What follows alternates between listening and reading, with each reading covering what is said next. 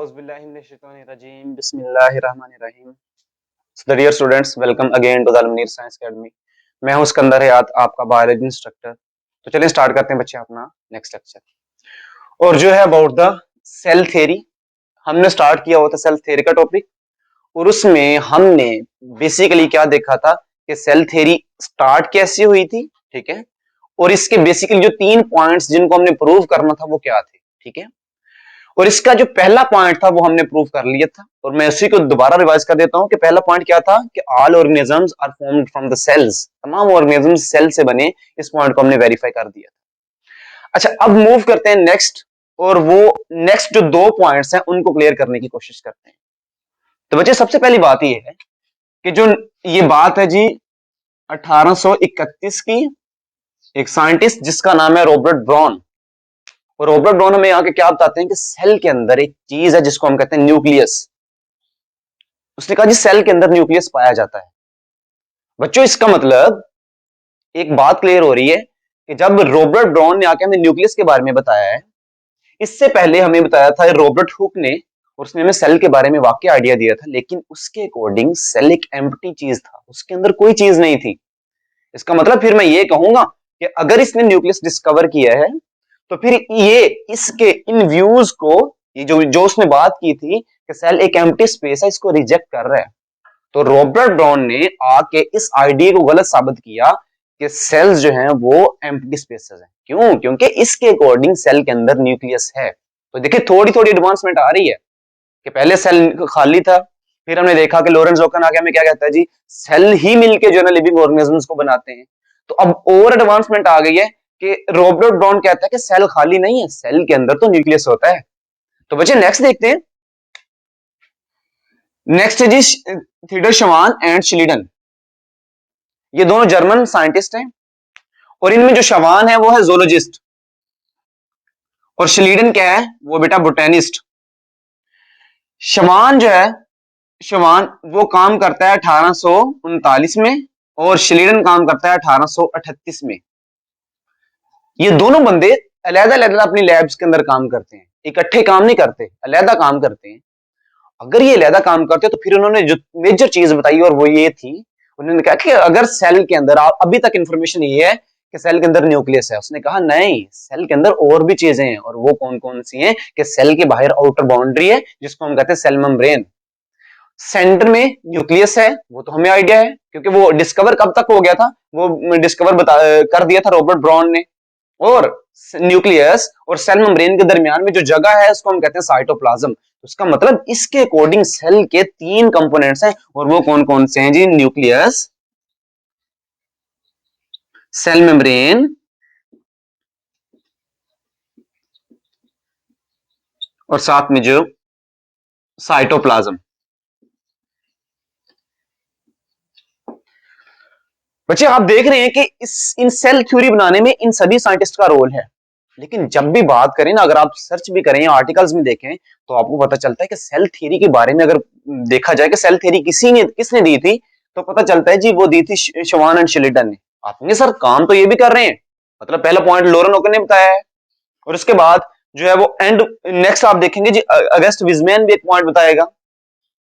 तो फिर इनका नाम क्यों आता है? तो बेटा इन्होंने 3 जो ये इंपॉर्टेंट पॉइंट बताए हैं, ये देखिए कितने इंपॉर्टेंट है कि सेल के सेंटर में जो न्यूक्लियस है वो होता है। मेजर 3 कंपोनेंट्स हैं ये, कि सेल के सेंटर में न्यूक्लियस है, न्यूक्लियस के बाहर प्लाज्मा सॉरी साइटोप्लाज्म है, और बाहर, उससे बाहर क्या होता है, प्लाज्मा मेम्ब्रेन या सेल मेम्ब्रेन होती है। तो इन्होंने जो 3 पॉइंट्स बताए, और साथ में इन्होंने क्या किया, इन्होंने एक और बात इंपॉर्टेंट की, इन्होंने की कि जो डेटा पीछे था, मतलब ये जो पॉइंट्स पहले तक आ गए थे, इनको लिया और इकट्ठा एक जो है ना वो एक डॉक्यूमेंट फॉर्म में पब्लिश कर दिया, मतलब फॉर्मुलेट किया, बताया कि ये एक्चुअली ये चीजें हैं, यहां तक ये नॉलेज इकट्ठा हुआ है। और इससे मिलके मतलब लॉरेंस जोकन वाली बात तो उन्होंने की, और ये जो तीनों पॉइंट्स लेके उन्होंने एक चीज को फॉर्मुलेट कर दिया। इसी वजह से हम कहते हैं कि शवान और श्लीडन वो 2 साइंटिस्ट हैं जो सेल थ्योरी के फाउंडर हैं। मतलब सेल थ्योरी अगर देखा जाए किसने दरियाफ्त की है, किसने दी है, तो हमारे जहन में आता है शवान एंड श्लीडन के बारे में। लेकिन ये हरगज नहीं बोलना कि उनमें काम किसका है, लॉरेंस जोकन का भी है, ठीक है, वो हम देखेंगे अगस्ट विजमैन का भी है। तो ये बेसिक वो पॉइंट्स है जो हमने क्लियर करने हैं। तो नेक्स्ट देखते हैं बच्चों। नेक्स्ट आते हैं जी रुडोल्फ विर्चो। वो क्या कहता है जी वो एक बात कहता है ओमिनस सेलुला, ओ सेलुला, ओमिनस सेलुला,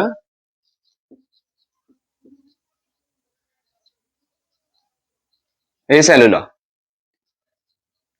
ओमिनस सेलुला, ए सेलुला। इसका मतलब क्या है? ये है बेसिकली जो है ना वो, ये हमारी लैंग्वेज नहीं है। अच्छा, क्योंकि जिस कंट्री का ये, फॉर एग्जाम्पल अगर जर्मन का है तो ये जर्मन लैंग्वेज है, ठीक है। अच्छा, अब इसके अकॉर्डिंग क्या है, जरा ध्यान सुनने वाली बात है कि ये अगर इसकी अगर हम ट्रांसलेशन करें ना, तो इसकी ट्रांसलेशन हमें ये बताती है कि तमाम सेल्स प्री एग्जिस्टिंग सेल से बनते हैं। मतलब तमाम जो न्यू सेल्स बनेंगे वो कैसे बनेंगे, वो पीछे माने आने वाले सेल्स से ही बनते हैं। जैसे भाई हमने दूसरा पॉइंट यही तो किया था कि all organisms are formed from the pre-existing cells, क्योंकि पहली बात कि all organisms are composed of the cells, ये तो हमें बता दिया जी लॉरेंस जॉकसन ने। दूसरा पॉइंट कहां पे वेरीफाई हुआ है, वो आप करते हैं जी रिडोल्फ विर्को। वो क्या कहते हैं? वो कहते हैं कि ओमिनस सेलुला, ए सेलुला, जिसके अकॉर्डिंग अगर हम अपनी वर्डिंग में बात करें कि तमाम प्री एग्जिस्टिंग सेल्स जो हैं, तमाम जो नए सेल्स आने वाले होते हैं वो पुराने सेल्स से ही बनते हैं। तो ऐसा ही होता है, एक जाइगोट था, वो एक सेल था, उससे नए सेल्स बनते गए। इसी तरह नए नए सेल्स बन रहे, इसका मतलब मैं कहूंगा कि तमाम के तमाम पुराने सेल्स नए सेल्स से ही बनते हैं। तो ये बात बहुत इंपॉर्टेंट है, इसने आके दूसरा पॉइंट जो है ना वो किया है वेरीफाई। तो जिन जिन साइंटिस्ट ने पॉइंट्स वेरीफाई किए मैं उनके आगे लिख देता हूं। जी लॉरेंस ओकन, बहुत इंपॉर्टेंट इसने काम किया है जी, उसने पहला पॉइंट बताया। रिडोल्फ विर्को, इसने आके दूसरा पॉइंट हमें बताया। और बच्चों जिस तरह आप देखते हैं कि लॉरेंस ओकन को आगे किसने सपोर्ट किया था? जीन्स बाप्टिस्ट डिलमार्क ने, इसने सपोर्ट किया था इसको आके, मतलब इसके आइडियाज को इसी ने आके सपोर्ट किया। इसी तरह रिडोल्फ विर्को के आइडिया को कौन सपोर्ट करता है? Leos pasture. लियोस पास्चर पता क्या कहते हैं? कहता है कि माइक्रो, क्योंकि Louis Pasteur basically microorganisms के बारे में जो है ना वो स्टडी करता था। ये माइक्रोबायोलॉजी का बहुत जो है ना वो, अगर कहा जाए ना कि द फादर ऑफ माइक्रोबायोलॉजी, तो मैं कहूंगा ये है लियोस पास्चर, क्योंकि इसने माइक्रोबायोलॉजी में बहुत ज्यादा काम किया है।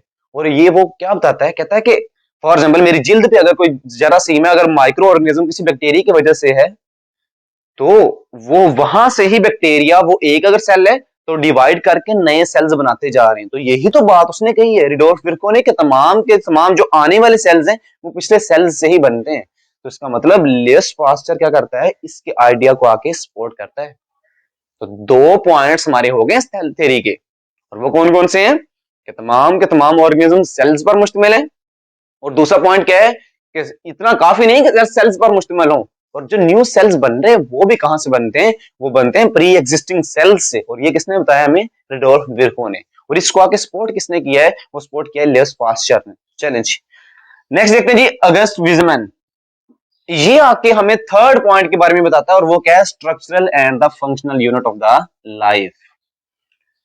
बहुत बातें हो गई भी कि सेल है क्या, ठीक है, हमें किसने बताया क्या हुआ, उसके बाद सेल्स, नए सेल्स कैसे बनते हैं, हमें किसने बताया। अब आते हैं जिस, चले ये तो बात खत्म होगी कि सेल्स होते हैं, लेकिन सेल्स स्ट्रक्चर भी बनाते हैं और फंक्शन भी बनाते हैं, ये हमें किसने बताया जी? फंक्शन भी सॉरी करते हैं, ये किसने बताया था हमें? ये बताया था हमें अगस्त विजमैन ने। अगस्त विजमैन हमें क्या बताता है कि सेल्स का होना काफी नहीं है, ये बॉडी का स्ट्रक्चर भी बनाएंगे और बॉडी के अंदर फंक्शन भी करेंगे। तो ये बहुत इंपॉर्टेंट बात है। और दूसरी बात, इसने बताया था ओरिजिन ऑफ लाइफ के बारे में। ओरिजिन ऑफ लाइफ के बारे में कैसे? कि जैसे मैं आपसे कहता हूं कि आपके इंसेस्टर्स को ढूंढा जाए, मतलब आपके अबाओ-अजदाद को ढूंढा जाए, तो आप क्या करेंगे? डीएनए टेस्टिंग करवाएंगे, क्योंकि आपका जो डीएनए आपके फादर या मदर से मिलता है। उसी तरह जो आपके फादर या मदर का डीएनए नेक्स्ट से मिलता है। तो इस तरह अगर आप मॉलिक्यूलर डाटा देखें, मोलेकुलर डाटा में आपको क्या पता चलेगा कि वो तमाम चीजें जो पहले ऑर्गेनिज्म में है वो आने वाले तमाम ऑर्गेनिजम्स में पाई जाएंगी। तो उसने क्या किया? मॉलिक्यूलर डाटा की बेस पे एक बात कही, उसने कहा जी मॉलिक्यूलर डाटा की बेस पे अगर ओरिजिन के बारे में बात की जाए तो हमें ऐसे लगता है कि जो तमाम के तमाम ऑर्गेनिजम्स वो किसी एक जगह से आए हैं। क्योंकि अगर पहला ऑर्गेनिज्म देखें, क्योंकि हमें देखें ना, अगर हम बायो के अकॉर्डिंग बात स्टार्ट करें तो हम कहते हैं जी जिंदगी कहां से स्टार्ट हुई है? वो ये बैक्टीरिया से। और अगर आप उस बैक्टीरिया के अंदर कंपोजिशन देखेंगे क्या क्या चीजें हैं, और आज वाले ऑर्गेनिजम्स में वो कंपोजिशन देखें तो आपको वो सेम नजर आएंगी। अगर वो सेम आ रही तो इसका मतलब हम तमाम के तमाम ऑर्गेनिजम्स उस बैक्टीरिया से बने हैं। और मैं फिर बता रहा हूँ कि मैं बायो के अकॉर्डिंग बात कर रहा हूँ, ठीक है, मैं इस्लाम को बीच में लेके नहीं आ रहा हूँ। क्योंकि हम बायो पढ़ रहे हैं, तो बायो के अकॉर्डिंग मैंने आपको क्या बताया है कि भाई तमाम के तमाम लिविंग ऑर्गेनिजम्स किसी एक सेल से बने, और वो कौन सा है? वो बैक्टीरिया।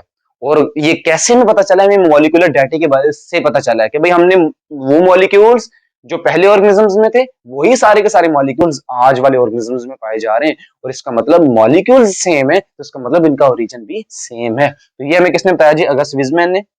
और साथ में इसने क्या बताया था? स्ट्रक्चरल एंड फंक्शनल यूनिट जो बॉडी का होता है वो होते हैं सेल्स। तो बेटा ये थी इसका मतलब हमारा तीसरा पॉइंट जो है वो भी वेरीफाई हो गया है।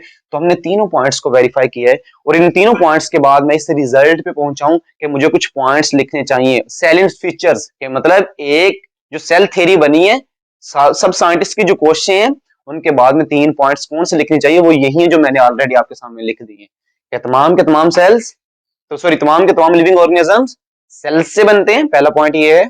दूसरा पॉइंट ये किसने बताया था? इसने, लॉरेंस जोकर ने। दूसरा पॉइंट क्या था? रेडोल्फ विर्को बता रहा है, और वो क्या बता रहा है जी? कि भाई तमाम के तमाम जो लिविंग ऑर्गेनिज्म सेल से बनते हैं, और उनसे जो नए सेल्स बनते हैं वो हमें प्री एग्जिस्टिंग सेल्स से ही बनते हैं, मतलब पुराने सेल्स ही नए सेल्स को बनाते हैं, और जिसके मुताबिक ओमिनस सेलुला ए सेलुला के अकॉर्डिंग।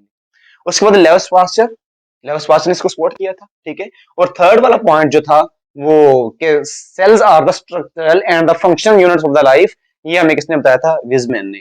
और जो विजमैन ने थर्ड पॉइंट बताए थे, इन तीनों पॉइंट्स के बाद हम रिजल्ट लिखते हैं, और वो सैलेंट फीचर्स। और सैलेंट फीचर्स जो है ना वो मैं नहीं लिख रहा हूँ क्योंकि मैंने वो पहले लिख दी है सामने।